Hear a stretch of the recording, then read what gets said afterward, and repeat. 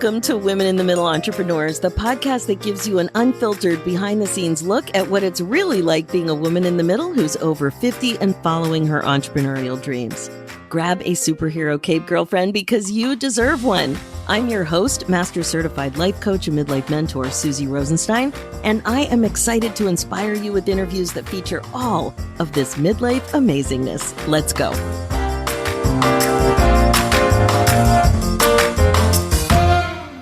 Hey there, welcome back to the show. We have another really exciting interview ahead of us about bringing freedom to business owners who aren't sure how to do it. I just love that. Today, you're going to be meeting Jamie Gilleland, a woman in the middle entrepreneur who provides coaching and done-for-you automation solutions for small and mid-sized businesses. Welcome to the show, Jamie. Thanks so much for joining us today.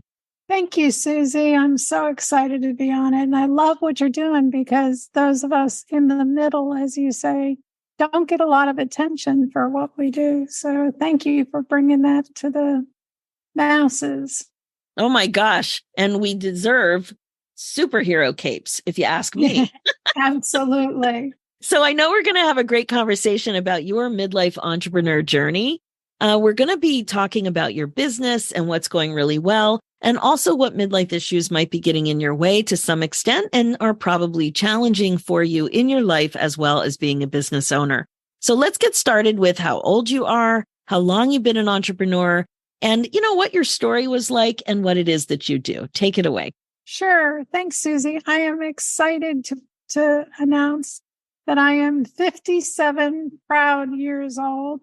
Yay. Years, right? There's lots of experience and education that's come along with those years. And I get told all the time that I don't look like I'm 57. So I'm proud of that as well. I started as an entrepreneur, back in 2003. So 20 plus years. That before that, I was in management in multiple different roles over the years, and decided when I moved to Hilton Head, South Carolina, that there were no jobs that I could get. And of course, at that time, we didn't have remote working or the things that we have today. So I had to buck up and become my own business because I was overqualified unless I wanted to be a gardener or a housekeeper. Oh my gosh, I've been to Hilton Head. It's so beautiful. And there's lots of gardening to be done there. That's for sure. There is, most definitely. So, and I was not interested in working in restaurants. So I became a consultant. And the rest, as they say, has become history. Wow. So your current business is Keep It Simple Strategies. Tell me about that. Sure. I started years ago. 20 years ago, when I was a consultant, I started working with a client who ultimately made me a partner in a real estate firm, built the company, wrote the book on how to run the franchise, became one of the top 100 new franchise concepts that year, wrote all the systems on how the franchises would run. But I never wrote the systems for the office, for the headquarters. And when I was diagnosed with a massive brain tumor, I had to leave for 6 months, and the business failed because they didn't have me to say, yes, do that. No, don't do that. And I hadn't built the contingency plan. So I became really passionate about making sure that business owners, whether they are small or large, have the systems in place to build their business around their life, not their life around their business. So building the right systems so that they can take vacations, they can deal with health issues and do all the things they need to do. Now, a lot of times that can get really complicated. And my husband and I have become really passionate about making sure that we are keeping the process simple, and it doesn't have to be difficult. It just has to be consistent so that you have the freedom that you built your business for in the first place. Wow, Jamie, I know what you're saying is so, so important. And, most of the times, especially small businesses, were just focused on all the beginning stuff, let alone a system that would actually make life easier. One of the things that really stood out in your notes is your quote, I've been blessed to see my annual income become my monthly income. And that is a truly liberating experience. And liberating the business owner is the focus of your business. So you really, really addressed an important need in the entrepreneurial community. Yeah, it's been pretty amazing. And our clients find time to actually start doing the things that they thought, so many people, Suzy, whether we're in our younger years or in our second career, in our midlife crisis, and saying, hey, I don't want to work for the man anymore. I want to do my own thing. But we realize that we have a genius at something. We don't think about the fact that in our corporate career, while we're focused on doing what we do and steaming because the company is billing at $500 an hour and you're making 50, but we don't think about all the ancillary people that are supporting us in that role in the corporate world. And when you go off on your own, you end up wearing so many hats. It's difficult to get it all done. So that's where the systems come in place. Wow, that is very accurate. Probably because you know what you're talking about. I've learned over the years. You've learned mainly just because of the failures. Yeah, definitely. Wow. Well, one of the things that I really think it's important to dive into on this podcast is what's going on regarding midlife challenges. So, what is coming up for you that is even getting in the way of your ability to run your business the way you want to and might be challenging personally as well? Well, as you can tell, part of what's going on with me right now, I have some health situation, autoimmune disease, and something that I've spent a lot of time and effort and a heck of a lot of money because insurance doesn't cover everything in trying to solve. So it's a tremor that started after my brain tumor, which I wasn't supposed to survive. There was only a 20% chance to survive, which I did. So I consider myself part of the 20 instead of the 80. I survived, was doing great for many years. And then 2 years ago, we have some golden retrievers, and they had just had a litter of puppies, and the mother got mad at the father. He looked at her the wrong way, and she started trying to chew his ear off. And I tried to stop the fight and got it in the process, not on purpose. They were defending they were going at each other, and I put my hands in the wrong place at the wrong time and ended up with a bacterial infection and lost the use of my left hand, which I'm left-handed, for 6 months.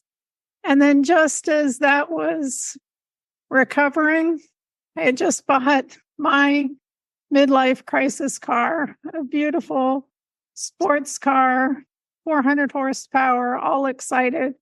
Had the car for 3 months, and some person decided to make a left-hand turn in front of me when I was doing about 40 miles an hour.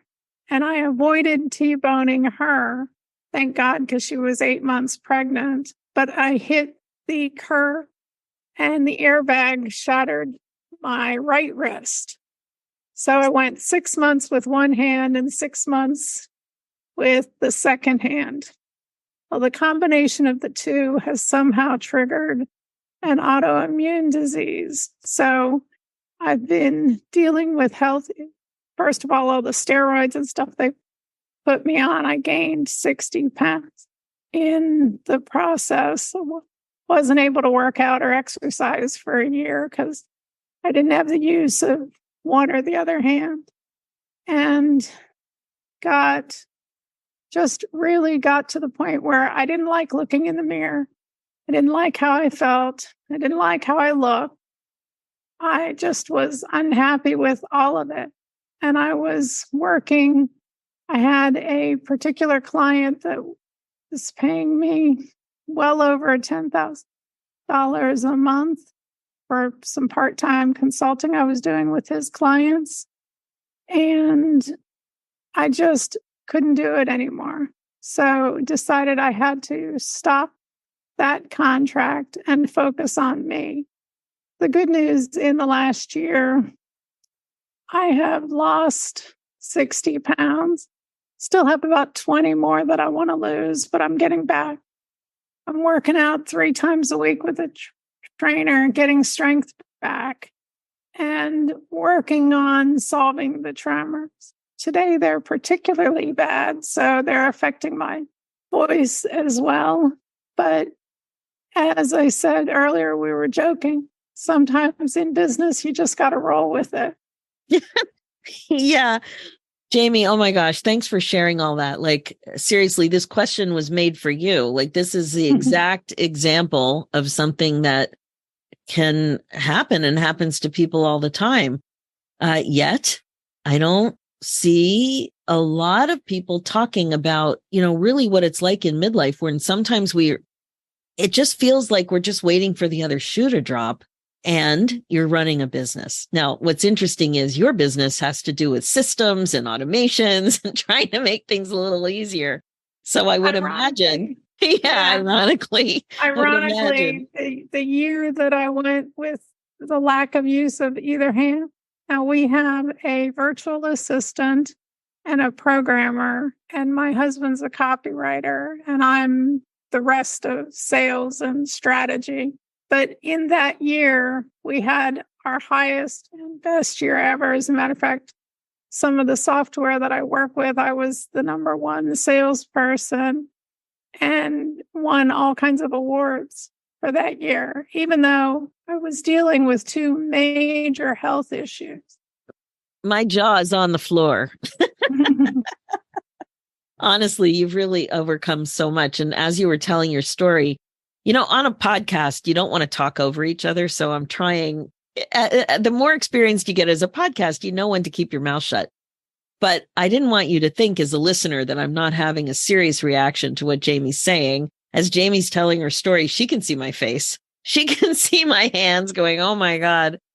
Wow, it's a lot. It's a lot. And so what you said that really just lights me up is that 3 months ago, you really did put yourself first and decided to concentrate on your own well-being. Yeah. So what was that decision like for you to make? Well, it was the situation where I was either going to roll over and say, okay, I'm done and give in, or I was going to turn into, and I apologize for the language here, the badass. Matter of fact, I have a new brand. It's called the Badass. And there's an acronym, which is Babe in Total Control of Herself. Ooh. Right? If you take those first letters, it's a word people don't use very well. And I forgot to ask permission beforehand, so I won't use the word. But I had to take control of what I was doing and not roll over and give in. It is. And I love the fact that you say this is women in the middle, because the 50s, so many people think, matter of fact, when I look at Facebook and I see people that I graduated with and people that were a couple of years older than me, and they've turned gray and they aren't healthy, and they're dealing with things like my grandmother. My son just got married, and I'm not ready to be a grandmother yet. I still have a few badass years ahead of me. And making that decision that it was time to take care of me, throughout my life, I've taken care of kids, spouses, parents, employees, everybody else, clients, everybody else came first. And it was time that I turned that around and made myself the first. Doesn't mean I don't care for and love all those other people the same.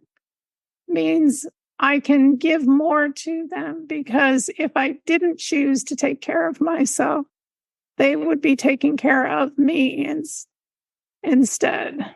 Exactly. And nobody wants any of their children to wipe their bum. Yeah. No.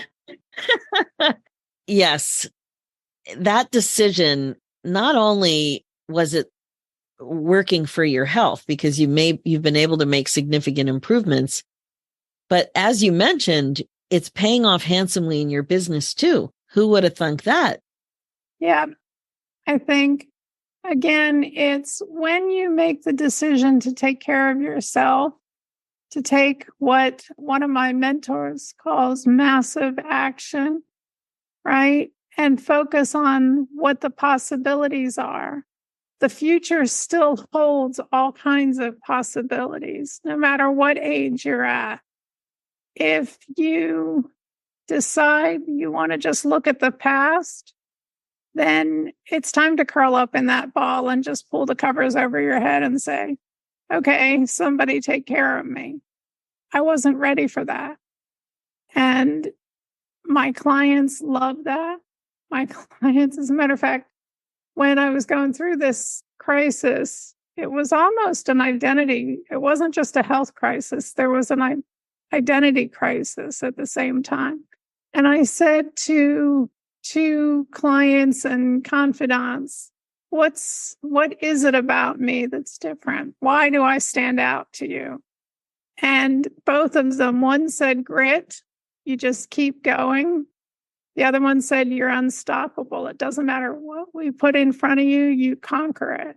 And that brought back who I was deep inside and brought back who I want to be and what the legacy, up until this point in my life, it was how I was going to take care of my kids. Well, my kids are mostly grown. They're on their own. One's married, one's bought her own house, the other one's out, and I still have a 14-year-old at home. But most part, they're on their own. Don't have to worry about them so much anymore. So now it's, what's the legacy that I want to leave? What's the difference I want to make, not only for my family, but in the world? Exactly. And you wrote something in your application that I'll read now. It really, really stood out to me. And I was very excited to meet you. You said, I want to change the lives of 10,000 small business owners and the 4 to 5 people they're closest to. So can you explain that a little bit? Because the 4 to 5, first of all, 10,000 is a lot of people, but the 4 to 5 people they're closest to, tell me what you had in mind with that. If I help create the freedom to not only be who they want, what they want, but to do what they want with who they want, when they want, how they want, without ever looking at what it's going to cost.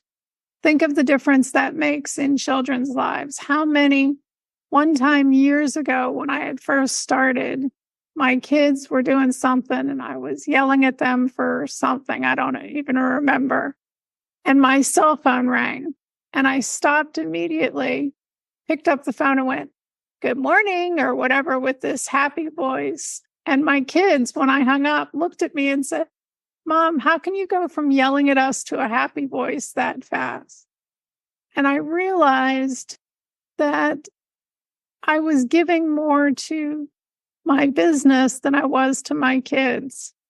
I wasn't giving them the time. I started my business so I would be there when they got off the bus. And it morphed into the business was more important than them. So if I can change 10,000 single moms, 10,000 busy parents, 10,000 whoever, I'm going to change the effect they have on those who are closest to them. So powerful, Jamie. If you don't mind me saying, you had what I call a mango moment. And what that means, my worst parenting moment happened with a mango. And there were mangoes and avocados on the island in the kitchen. And everybody was on high alert. Are they ripe? Are they ripe? And when something's ripe, you have to eat it. And there would be notes in the kitchen. Don't forget, eat the mango, eat the avocado. It's ripe. So when one of my sons was younger, he was too young to use a knife. I was in there making dinner and he came up to the island and he says, "Mommy, can you please cut me a mango?" And I said, "I'm too busy." That happened a couple times over the period of those ripe mangoes over a few days. I told him a couple times I was too busy. And years later, probably 20 years later, I became a coach and studied mindfulness and did a lot of reflection. And I realized that I felt too busy, like so many people, working moms. I felt too busy to cut my kid a mango. And that was not the woman I wanted to be. And it was definitely my worst parenting moment, but it was so instructional. It really helped me see something and to really appreciate that thought of being too busy is so destructive and can really get in the way. So it's partially subjective thinking, it's partially beliefs, and it's partially not having the structures in place to help you, which is what you deal with. Yeah. Now, how many people, whether it's a bad parenting moment, whether it's a bad partnering moment, how many businesses thrive while the family fails? I want to flip that and thrive businesses and families at the same time. That's how I describe freedom. Having the ability to do what you want, when you want, how you want, with who you want, and not having to say, "I can't." That is beautiful. Thank you for sharing that. So one of the things that I find so interesting is what it's like to be a woman over 50 and an entrepreneur.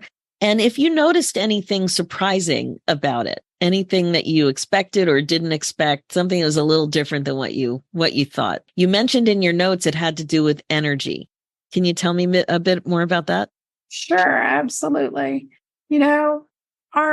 Through our lives, our energy levels kind of go up and down. And through this health crisis that I've dealt with, I had days when my energy level was so low. But I find if I focus on the business, I focus on the positive, I focus on my health, whatever it is, I'm focusing on my family. When I have the right focus, my energy level soars. When I don't have the right focus, then I want to sit in bed and read a book all day, right? Or binge watch TV. So and that's how I'll know if I'm focusing on the right things, because the energy level drops if I don't. And I think that's part of the aging, part of the wear and tear that we've put ourselves through, the stressful days and stressful nights. And it's part of the mindset. As long as we're focused on the right things, the energy comes to you. So good. So can you tell me what's the best way that people can get a hold of you? Because I know any listener right now is thinking, okay, she sounds great. How can I get a hold of her? What's your website? Is that the best way? Sure. I just launched CoachJamieG.com. So I'm in the process of rebuilding it, but that's the website. You can contact us through there. Or if you want to meet for a 15-minute, go to meetwithjamieg.com and book 15 minutes. I'd be happy to chat and see if there's a way I can help guide you along the right path. Can you repeat that contact info? Because there was a little internet blip right when you were giving the web address. Sure. Meetwithjamieg.com. Perfect. It's jamieg.com is the website. And it's Jamie, Jamie. Correct. Letter G as in George. G for Gilleland. That too. Not for G for Jamie. G for Gilleland. Got it. Perfect. And of course, these links will be in the show notes. Jamie, thank you so much for coming on. I really, really appreciate that you took time out of your day and that you were just so authentic about some of the things that are going on in your life. And also just how your entrepreneurial journey led you to, I think, the perfect spot in your business and the way you make a contribution. I just really appreciate how hard you work at helping other people, and your goal for legacy is just so beautiful. So thank you so much. Thank you, Suzy. I appreciate that. All right. That is it for now. If you're listening and loving what you hear, please like and subscribe. Reviews are great too and much appreciated. And if you're a woman in the middle who's 50 or over and an entrepreneur and would also like to come on the show, please go to www.midlifeinterviews.com and fill out an application. We'd love to have you on to share your story. Thanks so much for listening. It's never too late for you to put yourself on your agenda. I'm Suzy Rosenstein, and I'll talk to you again soon.